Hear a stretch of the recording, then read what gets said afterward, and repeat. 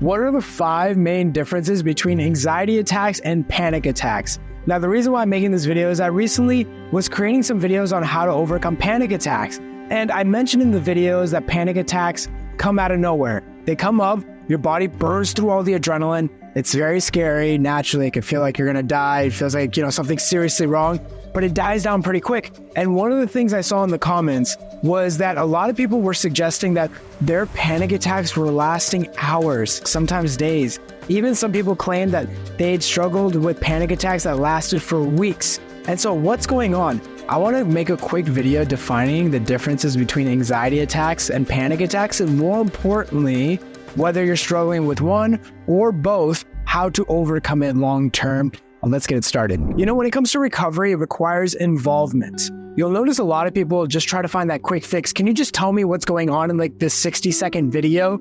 And they just have no involvement. All they care about is tell me what to do to get better. It takes time to break through this cycle and go back to freedom. And so one of the questions naturally is, what is the difference between an anxiety attack and a panic attack? And so I want to break this down very quickly in this video. So the first thing to understand that anxiety attacks aren't technically a medical diagnosis. There is no category for anxiety attacks. Panic attacks, on the other hand, there is. They come out of nowhere. They have a sudden onset. Oftentimes, panic attacks won't have a trigger. These panic attacks can be physical. They don't even necessarily have to be physical. You can experience a panic attack without any physical symptoms. I had a couple of those on my recovery journey. Anxiety attacks, on the other hand, tend to have a gradual increase. And oftentimes, it's accompanied with a trigger. And so these are the big differences when it comes to the onsets between anxiety attacks and panic attacks. Now, when I was seeing in the comments and people saying, yeah, Shaan, but my panic attacks last hours, sometimes days, sometimes weeks, what they were actually defining were anxiety attacks, not panic attacks. Panic attacks, oftentimes you'll experience it in the very beginning of recovery. You'll notice that you have these panic symptoms and you'll have full-blown panic attacks.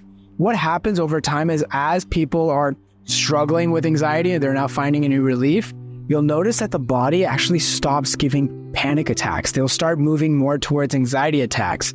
And the reason why is because panic attacks are so energy intensive. It requires so much energy that the body gets so tired over time from constantly being in this fight or flight response that your body can no longer even create panic attacks. So we've seen this a lot. So a lot of people will think they're getting better because they're not experiencing panic attacks. But the truth is that their body just doesn't have the strength to create a panic attack. Anxiety attacks often is something people will experience as they're stuck in the cycle. Anxiety starts off as very acute, especially for people that struggle with panic attack. And then what happens is that it generalizes, it becomes chronic. And a symptom that you might experience during a panic attack, you start experiencing it throughout the day, throughout the weeks, throughout the months. And that's what they're experiencing when it comes to anxiety attacks. It basically becomes like this heightened level of anxiety. And I always say, if you're focused on the recovery journey, make sure you know what's happening and know how to overcome these symptoms, overcome the panic attacks, overcome the anxiety attacks. And so if you want to know, I'll put a link down below to a desensitization blueprint, basically showing you how to overcome these symptoms long-term and go back to living. It's very important that you understand how the nervous system works, why you're feeling these symptoms, and a lot of the fears that you have around anxiety attacks, panic attacks, and avoiding places because you're afraid of experiencing it is because you're not told what's happening and you don't know what it's like to overcome this, and you don't even know what the recovery journey looks like. Nobody even tells you how the recovery journey looks like because a lot of people honestly don't know about anxiety recovery. They are only taught how to cope or manage. Anxiety attacks can often also have milder symptoms. You can have symptoms of irritability. You notice small things really trigger you. You might notice you're angry all the time. People feel like, you're not the same. But panic attacks tend to be very intense, right? You get that shortness of breath. You get that heart palpitation. You'll get the dizziness. And it'll just be like this wave of something is happening, something is seriously wrong, and I need to get this fixed right now. While anxiety attacks is just more milder symptoms, of course, there's really, you can also experience intense symptoms. For me, I was experiencing intense digestive issues. I honestly felt, this is going to sound wild, that my nerves were on fire. I felt like my body was overheating. Like if you use a computer for too long or if you're on your phone for too long and starts overheating, I kind of felt like that with my body.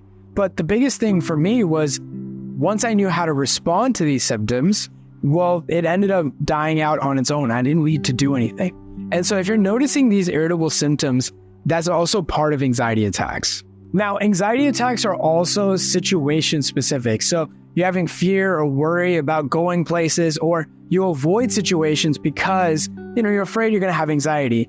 Panic attacks, on the other hand, come out of nowhere, right? Panic attacks are interesting because technically it can never have a trigger. It could just be caused by anything. The biggest thing to understand is that it doesn't matter whether you're dealing with anxiety attacks or panic attacks. It's good to identify what's happening because knowledge is power. But then once you're able to segment these things and understand what's what, how do you overcome this? And at the end of the day, anxiety attacks and panic attacks are still part of the same problem, which is it's part of your nervous system being sensitized. And so it's good to know the differences, but don't try to treat your panic attacks differently than how you would treat your anxiety attacks. The solution is actually the same. Recovery is so simple in many ways, even though it's not easy, it's so simple. And when people start segmenting these symptoms like, oh, I deal with intrusive thoughts, I deal with anxiety attacks, I deal with panic attacks, I deal with all these different things, then what happens is they start trying to fix each problem separately. The key to recovery, though, is once you know these things and you know that it's all part of the same anxiety umbrella, what we talk about in the blueprint, then it's about learning how to overcome it, putting it under the anxiety umbrella and learning how to respond exactly the same to all these symptoms. So I'll put some resources down below. If you're focused on the recovery journey, we have communities, we have the blueprint, we have the mentorship where we're guiding people directly. And if you want to know more about the steps to recovery, the 5 steps to overcome anxiety symptoms once and for all, if you want more of a long view, make sure to check out this video up here. I'll see you in the next one. Bye-bye.